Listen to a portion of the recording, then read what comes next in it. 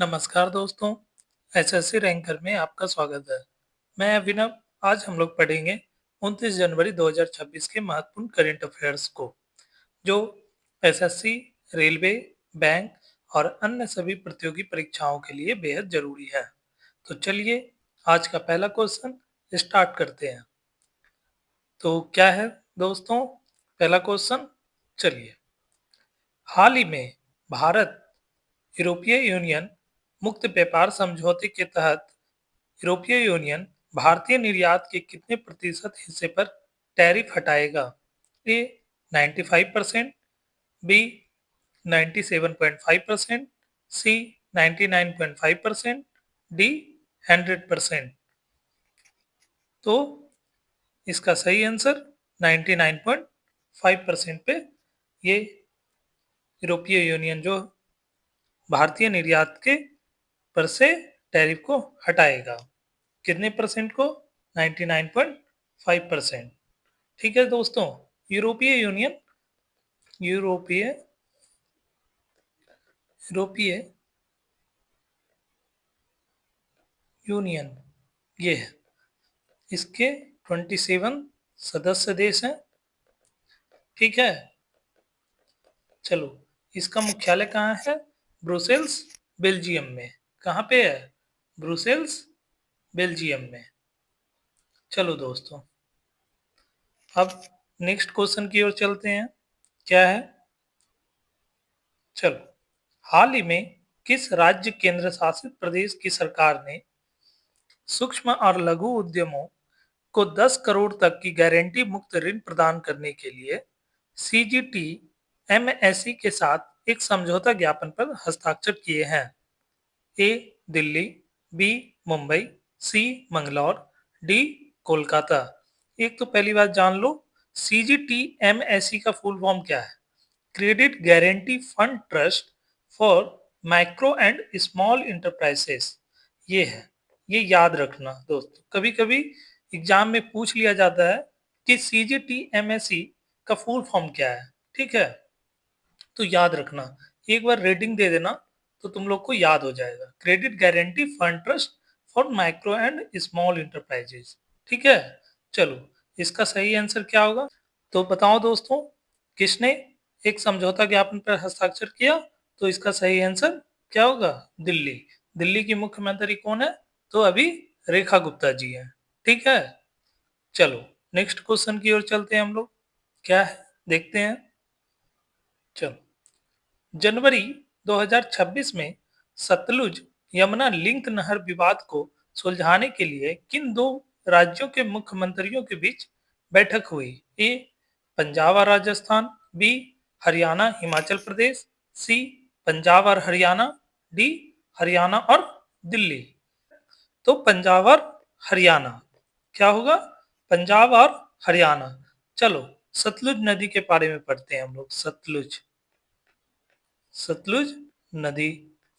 ठीक है, चलो, इसका उद्गम बताओ दोस्तों, कहाँ पे होता है? तिब्बत के कैलाश पर्वत, कैलाश पर्वत के पास राक्षस ताल झील है। कौन सा झील है? राक्षस ताल। राक्षस ताल झील से ये निकलता है। ठीक है, सतलुज नदी को तिब्बत में क्या नाम से पुकारा जाता है? तो लांगचेन, लांगचेन खंबाब के नाम से जाना जाता है। कहाँ पे? सतलुज नदी को तिब्बत में। ठीक है, ये भारत में प्रवेश कैसे करती है? तो सिपकिला दर्रा है एक, सिपकिला, सिपकिला दर्रा है, उसी से होकर हिमाचल प्रदेश में प्रवेश करती है। कहाँ पे? हिमाचल प्रदेश में, हिमाचल प्रदेश में। ठीक है, सिपकिला दर्रा एक ये भी याद कर लो कहाँ पे है? तो हिमाचल प्रदेश में है। इससे दो क्वेश्चन तुम लोग को बन गए। एक तो पहला कि सिपकिला दर्रा कहाँ है? हिमाचल प्रदेश। और सिपकिला दर्रा से कौन सी नदी निकलती है? सो सतलुज नदी निकलती है, वहीं से भारत में प्रवेश करती है। ठीक है, और एक चीज और, सतलुज नदी पे भाखड़ा नागल बांध भी बना हुआ है। ठीक है, और ये सतलुज नदी फिर पाकिस्तान में जाकर सिंधु नदी में जाकर मिल जाती है।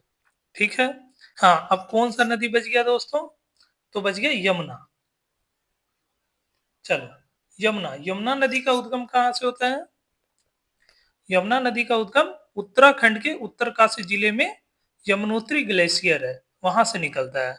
इसका उद्गम कहाँ से? तो उत्तराखंड उत्तराखंड के उत्तरकाशी जिले, कौन सा जिला? उत्तर काशी जिला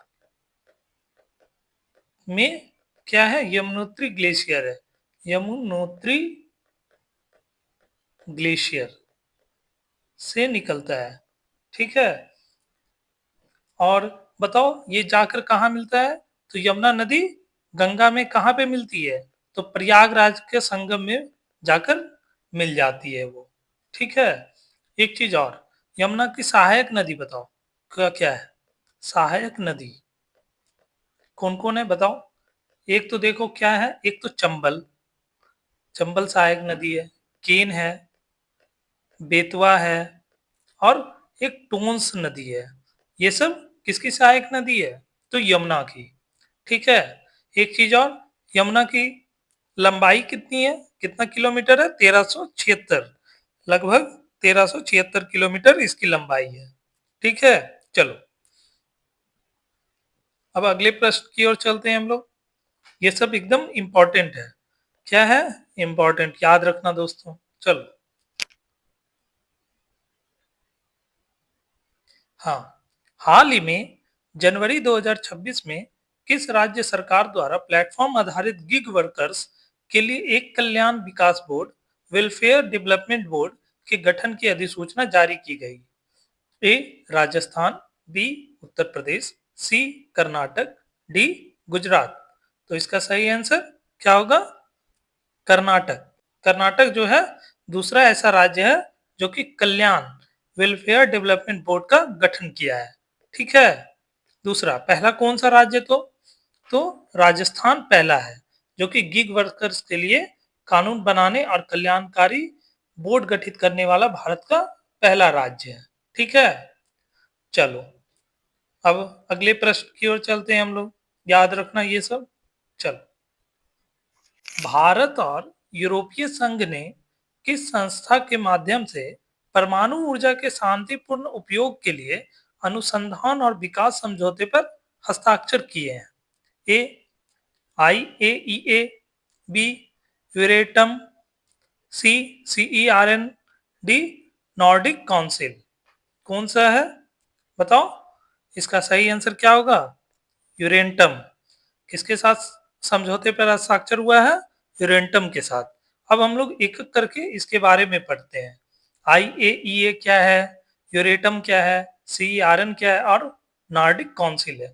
तो चलो, IAEA क्या है? इसका full form international atomic energy agency. क्या है? International atomic energy agency. इसका मुख्यालय कहाँ है? तो वियना, ऑस्ट्रिया में है। इसकी स्थापना 1957 में हुई थी। और यह क्या है? देखो, परमाणु ऊर्जा का उपयोग सैन्य उद्देश्यों के लिए ना होकर शांतिपूर्ण कार्यों के लिए हो, ये संस्था इसी पर कार्य करती है। ठीक है।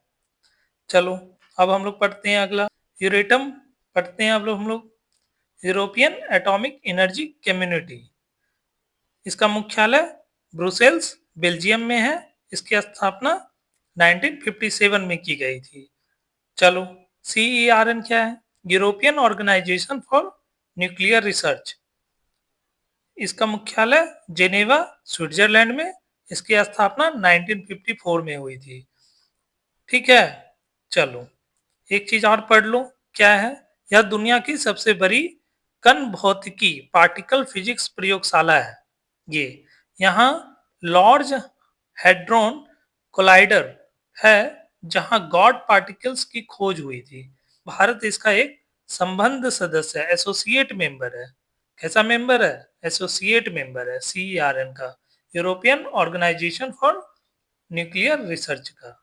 अब डी क्या था? Nordic council. नॉर्डिक काउंसिल का मुख्यालय कोपेनहेगन, डेनमार्क में है। इसकी स्थापना कब हुई थी? 1952 में। ठीक है, चलो, ये एक परमाणु ऊर्जा से संबंधित नहीं है, जबकि यह किससे है? राजनीति, अर्थव्यवस्था और संस्कृति पर इसका ध्यान केंद्रित है। ये परमाणु ऊर्जा से संबंधित नहीं है, पूछ लेगा एग्जाम में। ये चारों ऑप्शन में कौन सा परमाणु ऊर्जा से संबंधित नहीं है? देखो, पहला तो है, दूसरा भी है, तीसरा भी है, लेकिन चौथा नहीं है, नॉर्डिक काउंसिल नहीं है। ठीक है, तो सही आंसर क्या हो जाएगा? Nordic council. ऐसे ट्रिकी सवाल जो है अक्सर एग्जाम में पूछ लिया करते हैं। अब नेक्स्ट प्रश्न की ओर चलते हैं। हाँ, हाल ही में चर्चा में रही पुस्तक the rise of the Hitman, the Rohit Sharma story के लेखक कौन है? A Boria Majumdar, B R Kaushik, C Harsha Bhogle, D Jatin Sapru. कौन है the rise of the Hitman the Rohit Sharma story के लेखक? आर कौशिक जी हैं। ठीक है, चलो नेक्स्ट क्वेश्चन की ओर चलते हैं। हाँ, महाराष्ट्र के किस उप मुख्यमंत्री का हाल ही में विमान दुर्घटना में निधन हो गया? ए देवेंद्र फडणवीस, बी एकनाथ शिंदे, सी अजित पवार, डी छगन भुजबल। किनका देहांत हो गया है दोस्तों विमान दुर्घटना में? अजीत पवार जी का निधन हो गया। कहाँ पे निधन हुआ? पुणे के बारामती में। बारामती में इनका निधन हो गया। किस कारण से? तो चार्टर विमान जो है क्रैश कर गया था। ठीक है, यह बेहद दुखद समाचार है। चलो नेक्स्ट क्वेश्चन की ओर चलते हैं। जेम्स वेब टेलीस्कोप द्वारा हाल ही में चर्चा में रहा मैक्स J1149 क्या है? बताओ क्या है मैक्स MACS J1149? एक नया खोजा ग्रह, एक विशाल गैलेक्सी क्लस्टर, एक मरता हुआ सितारा, एक नया अंतरिक्ष स्टेशन। क्या है बताओ? तो ये क्या है? एक विशाल गैलेक्सी क्लस्टर है, जिसको कि आकाशगंगा समूह भी हम लोग कहते हैं। ठीक है, किसके कौन से टेलीस्कोप? जेम्स वेब टेलीस्कोप द्वारा खोजा गया है मैक्स J1149 को। ठीक है, चलो नेक्स्ट क्वेश्चन की ओर चलते हैं। सरकारी अस्पतालों में मोनोपोज क्लिनिक शुरू करने वाला भारत का पहला राज्य कौन सा है? ए केरल, बी महाराष्ट्र, सी गुजरात, डी तमिलनाडु। कौन सा है बताओ? मीनोपॉज क्लिनिक शुरू करने वाला भारत का पहला राज्य, तो इसका सही आंसर महाराष्ट्र होगा। एक चीज और, वर्ल्ड मेनोपॉज डे कब मनाया जाता है? तो 18 अक्टूबर को मनाया जाता है। ठीक है, चलो नेक्स्ट क्वेश्चन की ओर चलते हैं हम लोग।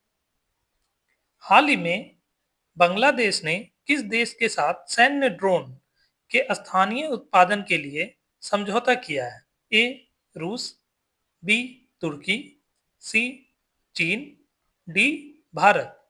क्या होगा बताओ? तो इसका सही आंसर चीन होगा। चीन के साथ सैन्य ड्रोन के स्थानीय उत्पादन के लिए समझौता किया। किसने किया? बांग्लादेश ने। ठीक है, चलो नेक्स्ट क्वेश्चन की ओर चलते हैं हम लोग। भारत का पहला इनफ्लेटेबल स्पेस हैबिटेट किस स्टार्टअप द्वारा विकसित किया जा रहा है? A Skyroot Aerospace, B Pixxel, C Aakash Labdhi, D Agnikul Cosmos. किसके द्वारा विकसित किया जा रहा है इनफ्लेटेबल स्पेस हैबिटेट? बताओ। तो आकाश लब्धि द्वारा इसको विकसित किया जा रहा है। क्या है? देखो, आकाश लब्धि बेंगलुरु में स्थित एक डीप टेक स्पेस स्टार्टअप है, जो भविष्य के अंतरिक्ष मिशनों के लिए हवा में फूलने वाले बुनियादी ढांचे बनाने पर काम कर रहा है। इनफ्लेटेबल। नेक्स्ट क्वेश्चन की ओर चलते हैं हम लोग। किस संस्थान ने पूर्वी हिमालय में 492 संभावित हिम नदी झील साइटों की मैपिंग के लिए एक फ्रेमवर्क विकसित किया है? A IIT Bombay, B IIT Guwahati, C IIT Delhi, D IIT Roorkee. किसने किया है? 492 संभावित हिम नदी झील साइटों की मैपिंग के लिए एक फ्रेमवर्क विकसित किया है। तो इसका सही आंसर आईआईटी गुवाहाटी ने। ठीक है, तो दोस्तों ये थे आज के महत्वपूर्ण करेंट अफेयर्स। अगर वीडियो आपको उपयोगी लगा हो तो लाइक करें, चैनल को सब्सक्राइब करना ना भूलें। तो मिलते हैं अगले वीडियो में। Thank you. जय हिंद, जय भारत।